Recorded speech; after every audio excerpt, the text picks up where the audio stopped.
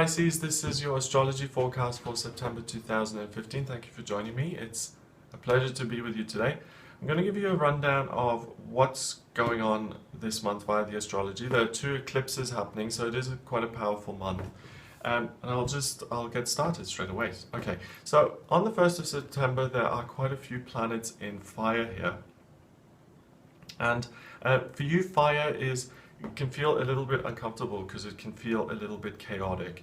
So going into the month, just realize that there will be a lot going on. You'll feel a lot of kind of activity in your day-to-day routine, which could feel a little bit unsettling. Also, you've got Uranus and Mars connecting and building a relationship between the 29th of August and the 18th of September. And your Uranus is next to the moon in your second house, which means you're going to be taking some different, unusual action in terms of your finances. I think you may be doing some extra work, or you may be getting money from different sources than you're used to. And that will really give you a sense of confidence, power, purpose, and I think it'll make you feel good about the options that you've got in work.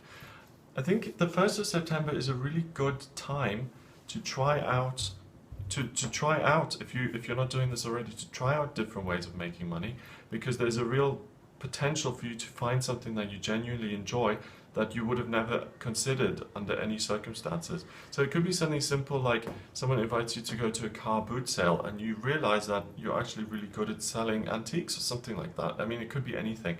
But I do see that there's an unusual kind of increase in your finances at the beginning of a month as a result of you doing things differently. Neptune and Jupiter have been opposing each other in your chart from the 15th of August, and they will continue to oppose until the 14th of October.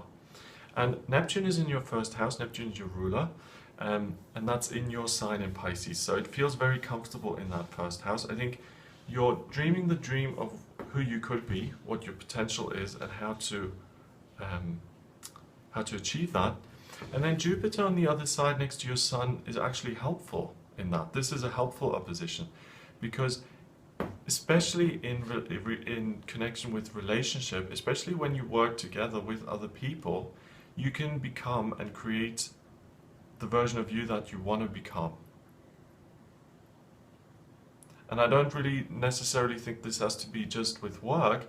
This can be in your own personal life. You know, I want to be someone who's well-adjusted, who's confident, who's in a loving relationship. By taking practical action, by practicing, by connecting with people, you will be able to achieve that.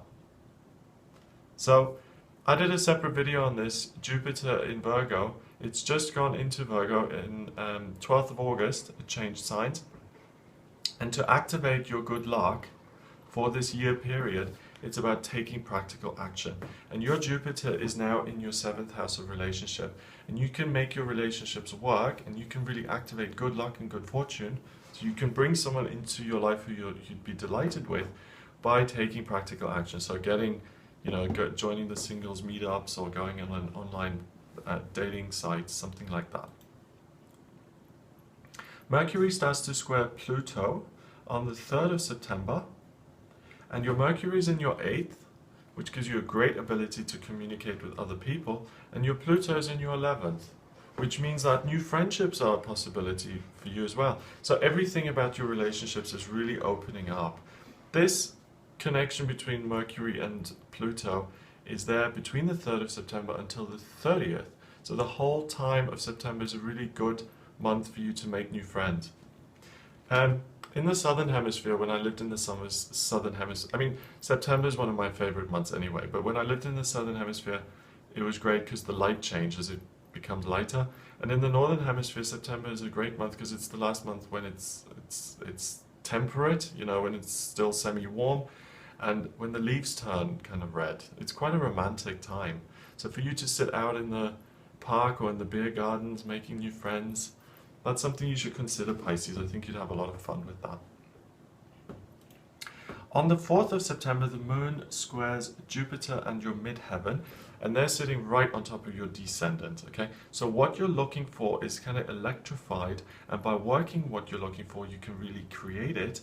And the moon is right next to your IC, your roots. So the relationships that you create around this time of the year, on the 4th of September specifically for the day, are relationships that are going to form your future family. These aren't just temporary flings, one-night stands, meaningless conversations in the pub. There's a real potential for you to meet people who are going to be your future family. On the 5th of September, there is a T-square in your chart, which represents an area of real motivation.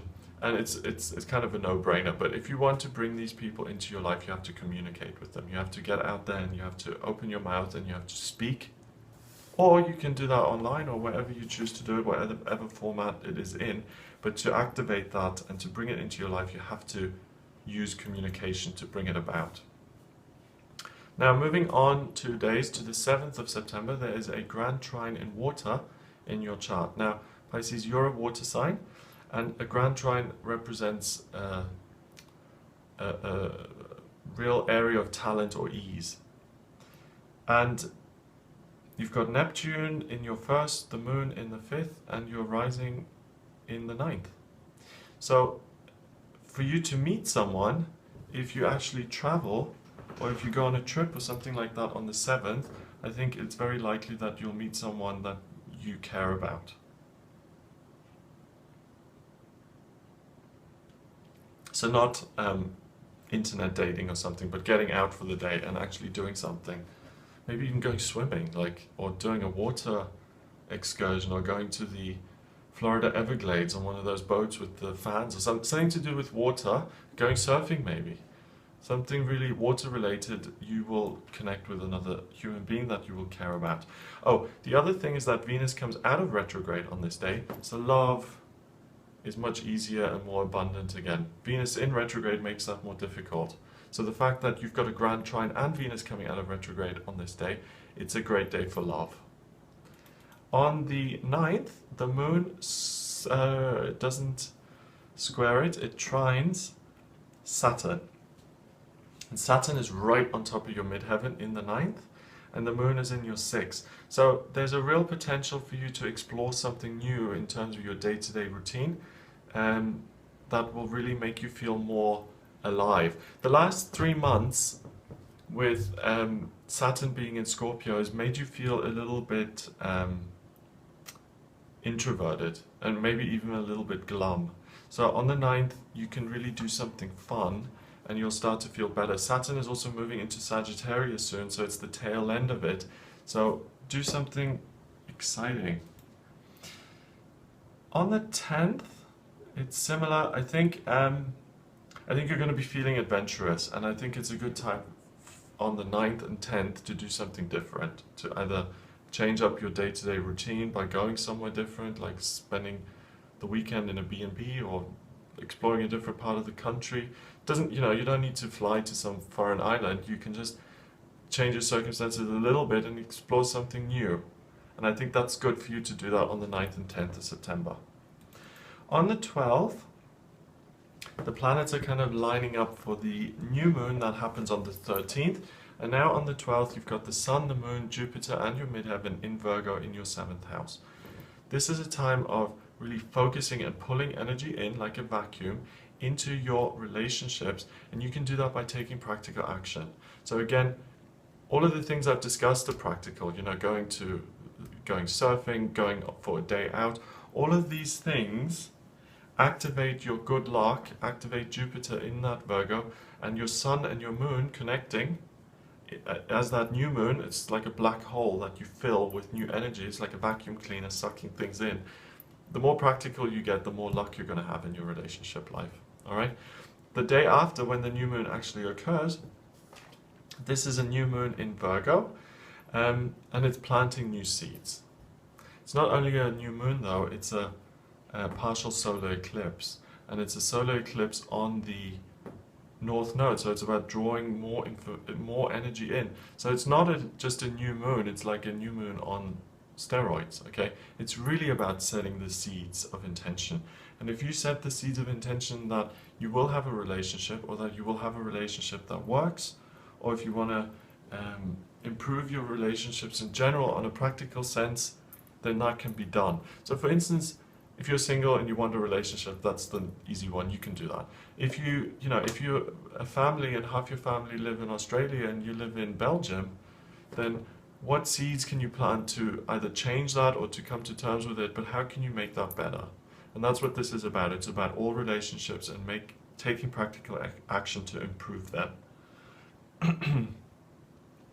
Okay, so that new moon, the eclipse, you can only see that in southern Africa. The next day sees a similar energy, but it starts to get weaker because the moon kind of moves on now into your 8th house. But what's interesting is that Mercury has been in Libra and will continue to be in Libra all month. So you have really good insight about other people. Sometimes you walk into a room and you meet someone and you get an instant message about that person. This person is trustworthy, this person is not trustworthy. I like this person, I've known this person in a previous life. Sometimes you get information like that and you've got that gift all month. You can really trust your gut when it comes to other people and the messages you get about them. And those kind of messages will always feel loving and positive. If it's judgment, then it's the ego. So discern between those. And you won't have any problems discerning because of all of that stuff you've got in Virgo this month. On the 15th, Saturn starts to square your Mars. And Saturn is right on top of your midheaven, and it's about feeling sometimes a little bit square, like things aren't changing. Mars is really going to push against that Saturn now on the 15th. It stays in that square relationship until the 5th of October, and you're going to start to feel more adventurous, and you're going to do more things in your day-to-day life to liven things up. The time of Saturn in Scorpio is kind of over for you now, and you're really starting to branch out. The moon creates a harmony triangle, or a small triangle of talent, 2 sextiles and a trine, on the 17th. And this is between hopes and dreams becoming realized when you take practical action in your relationship feeling life. So again, I want you to be out and about all month this month, Pisces. I want you to go out all the time. I want you to take little trips. I want you to do as much as you possibly can. I want you to engage with life, go surfing, go swimming, go to the baths, whatever. I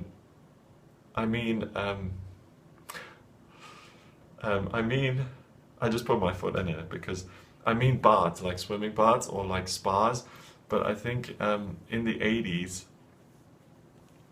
without getting too graphic here, baths could represent something else as well. So I mean the kind of spa, I mean the kind of swimming baths. Okay. And stay safe. So by doing all of that stuff and being practical, you're going to have a really good month. And I actually think you're going to find someone that you can connect with on a really good emotional level. Okay, 17th, that's that. 18th sees Saturn go into Sagittarius, and this is important because Saturn now stays in Sagittarius until December 2017. So 2.5 years, okay? And Saturn moves into your 10th house of career. And Saturn puts everything under the microscope, and it asks the tough questions. Sagittarius is about where you're going. So you're going to start asking yourself, what am I doing for work? Am I doing the right thing? Could I be more successful? And that's why at the beginning of this month, it's so important to have fun and to be adventurous, because now on the 18th, Saturn is going to really ask you the tough questions about your working life. Are you doing enough? Are you reaching your potential? If at school they told you you could be a doctor, but you're now working at the Blockbusters or something, then if you ask yourself the question, am I doing what I'm supposed to be doing, then the answer is probably going to be no. And that doesn't always feel comfortable, and Saturn is going to urge you to follow your career success. So make sure at the beginning of the month you enjoy yourself. That energy is going to be with you for the next 2.5 years, and that's great, because even though it doesn't feel comfortable, at the end of the next 2 years you're going to be in a much more compatible work situation than you are now. Because you can't ask yourself those tough questions for 2 years and not make progress. It doesn't work that way. The moon starts to square Chiron, on the 20th, and I think some stuff will come up for you. You know, why career has been tough, why things haven't worked out all the time, and I think you'll start to face things. So things look much more serious now in the second half of the month than they did at the beginning. There's also a grand trine in fire, so this is a good opportunity to let go of past disappointments and to start again and to get back on your path in terms of your working life. On the 22nd, there's another T-square, an area of motivation in your chart, between your Uranus and your Mercury. Your understanding of other people, and through your friendships and through doing things and getting honest with yourself about how you want to earn your money, I think you can get some answers really quickly in terms of that. And I think you don't need to wait 2.5 years to understand this. I think you could, as soon as the 22nd, have some real insights into what you're supposed to be doing, especially if you speak to your friends about it, who may have some ideas of what you're good at that you don't even know about. You know, other people see us very differently sometimes than we see ourselves. So make sure you check in with your friends. The moon quincunxes Jupiter on the 24th, and this is a very karmic, almost godlike influence. And it seems like God is one of your friends as well, because he teaches you something on the 24th about how to progress in your life in a practical way. I think you don't get a visitation, you know, an angel. I remember I watched Angels in America a couple of years ago. I loved that. And Emma Thompson plays one of the angels, and she visits one of the guys, and the way she visits him is she rips off the roof of this building and she flies in, and he's scared half to death. So I don't mean something like that. I don't mean anything that scary, but I think you feel something, you get some sort of insight, some divine insight that helps you along your path. It's never frightening. Mars goes into Virgo on the 25th, and it sits right on top of your descendant. Mars is what you desire, and him being in Virgo helps you get really clear about what it is you desire, especially in terms of what you're looking for. So really it happens quite quickly for you now at the end of September here, that you get very, very focused and very certain about what your next steps are, Pisces, that you need to take, and you get very proactive. And I think you get very kind of clear on what you're doing. So the fun is kind of over. You're like working now at the end of the month. You're ambitious, you're driven, you're trying to get to where you want to go. Again, beginning of the month, fun and adventure. End of the month, not so much. Okay, so make sure you use your time properly. Full moon occurs in Aries on the 28th of September, and this full moon is in your second house of belongings and finance. So it's a blossoming and it's a coming to fruition.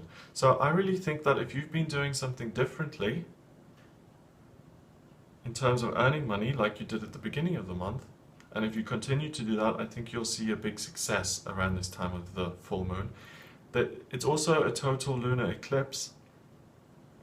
So this harvest moon, which is what this full moon is called, because it's the last kind of full moon of the summer when you bring in the harvest, this eclipse is about letting things go. So what you ought to let go of, or if you want to, you know, what would be beneficial, is if you let go of the notion that you have to do things a certain way, and you embrace the fact that you can do things your way, and that you can become more unique in terms of the way you earn your money. It's going to be really helpful. If you want to see the eclipse, by the way, you can see it in North America on the East Coast, in South America, in Western Europe, Central Europe, and West Africa. Okay, so finally, 30th of September, there's a grand trine in Earth, and this also makes you very practical. And you finish this month by really being practical about your communication, where you see yourself going, and how you can get to that. So this is very unlike you now at the end of September. You become very focused on details and practical matters and how you can progress in a earthy, practical way. So if you are trying to put things together, new business, filling in forms, moving house, something like that at the end of the month, 30th of the month is really the best time to do it. Okay, so Pisces, I hope that's been useful to you. If you have any questions that you'd like me to answer in a private reading, then please get in touch via my website. It's gregoryscott.com.